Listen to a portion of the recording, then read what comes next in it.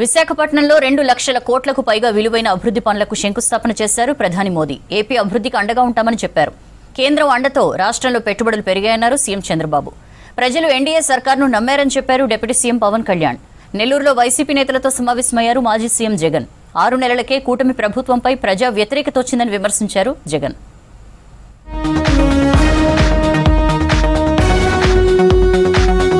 ఆంధ్రప్రదేశ్ అభివృద్ధికి ఎన్డీఏ సర్కార్ అన్ని విధాలా అండగా ఉంటుందన్నారు ప్రధాని మోదీ. లక్ష్యాలు నెరవేర్చడంలో సీఎం చంద్రబాబుకు తోడుంటామన్నారు. ఏపీ ప్రజల ఆశయాలు ఆకాంక్షల సాధనకు కృషి చేస్తానని చెప్పారు. ఆంధ్రప్రదేశ్ను ఐటీ టెక్నాలజీ హబ్గా మారుస్తామన్నారు మోదీ. విశాఖపట్నంలో పర్యటించిన ప్రధాని 2 లక్షల కోట్లకు పైగా విలువైన పలు అభివృద్ధి పనులకు శంకుస్థాపన చేశారు.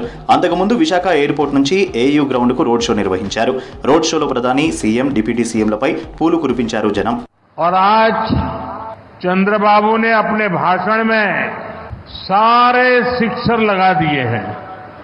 उनके एक एक शब्द के स्पिरिट को, उनकी भावना को मैं आदर करता हूं और मैं आंध्रवासियों से, देशवासियों से विश्वास दिलाता हूं कि जो भावना आज चंद्रबाबू प्रकट कर रहे थे, हम सब मिलकर के उन लक्ष्यों को अवश्य पार करेंगे.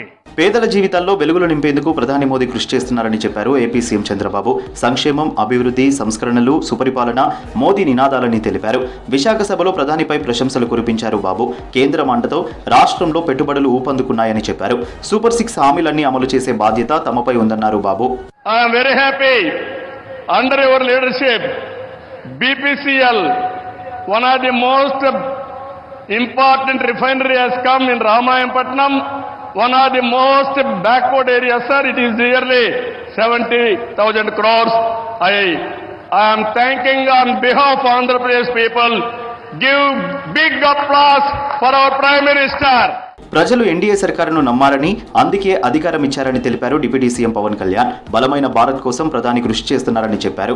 మోదీ రాకతో ఏపీకి 2 లక్షల కోట్ల పెట్టుబడులు వస్తున్నాయని, 7,50,000 మందికి ఉపాధి దొరుకుతుందని చెప్పారు పవన్. అది దక్షిణ కోస్తా రైల్వే జోన్ కావచ్చు, కృష్ణపట్నం ఇండస్ట్రియల్ పార్క్ గాని, గ్రీన్ హైడ్రోజన్ హబ్ గాని, అనకాపల్లి బల్క్ డ్రగ్ పార్క్ కావచ్చు, 6 కొత్త రైల్వే ప్రాజెక్టులు కావచ్చు. వీటన్నిటిని వచ్చే పెట్టుబడి దాదాపు 2,10,000 కోట్ల రూపాయల పెట్టుబడులు, 7.5 లక్షల మందికి ఉపాధి అవకాశాలు మనందరికి ఇచ్చినందుకు మనస్ఫూర్తిగా ప్రధానమంత్రి శ్రీ నరేంద్ర మోదీ గారికి చేతులెత్తి నమస్కరిస్తున్నాం. 6 నెలలకే కూటమి ప్రభుత్వంపై తీవ్ర ప్రజా వ్యతిరేకత కనిపిస్తోందన్నారు ఏపీ మాజీ సీఎం జగన్. మేనిఫెస్టో హామీలను చంద్రబాబు పూర్తిగా గాలికొదిలేశారని చెప్పారు. రాజకీయాల్లో వ్యక్తిత్వం, విలువలు ముఖ్యమని, అందుకే ఎన్నికల టైంలో తాము సాధ్యం కాని హామీలు ఇవ్వలేదని చెప్పారు.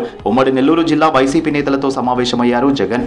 కార్యకర్తలు సోషల్ మీడియాను ఉపయోగించి కూటమి ప్రభుత్వ హామీలపై నిలదీయాలని పిలుపునిచ్చారు. సామ్రాజ్యంతో యుద్ధం చేస్తా ఉన్నాం. వీళ్ళని ఎదుర్కోవాలంటే, ఆ మీడియా సామ్రాజ్యాన్ని మనం ఎదుర్కోవాలంటే మనకున్న ఏకైక అస్త్రం మన చేతుల్లో సెల్ ఫోన్. ప్రతి ఒక్కళ్ళం మన దగ్గర నుంచి మొదలెడితే గ్రామ స్థాయిలో ఉన్న ప్రతి విలేజ్ కమిటీ మెంబర్ దగ్గర నుంచి బూత్ కమిటీ మెంబర్ దాకా ప్రతి ఒక్కరికి కూడా వాళ్ళ ఫోన్ అనేది ఒక ఆయుధంగా. యూపీలోని ప్రయాగ్రాజ్లో జనవరి 13 నుంచి జరిగే కుంభమేళాకు తిరుమల శ్రీవారి కళ్యాణ రథం బయలుదేరింది. కళ్యాణ రథానికి పూజలు చేసి పచ్చజెండా ఊపి ప్రారంభించారు TTD chairman BR Naidu. UP ప్రభుత్వం కేటాయించిన 2.5 ఎకరాల స్థలంలో శ్రీవారి నమూనా ఆలయం ఏర్పాటు చేసినట్టు తెలిపారు బీఆర్ నాయుడు. 170 మంది సిబ్బందితో నమూనా ఆలయంలో తిరుమల తరహాలో అన్ని కైంకర్యాలు నిర్వహిస్తామన్నారు.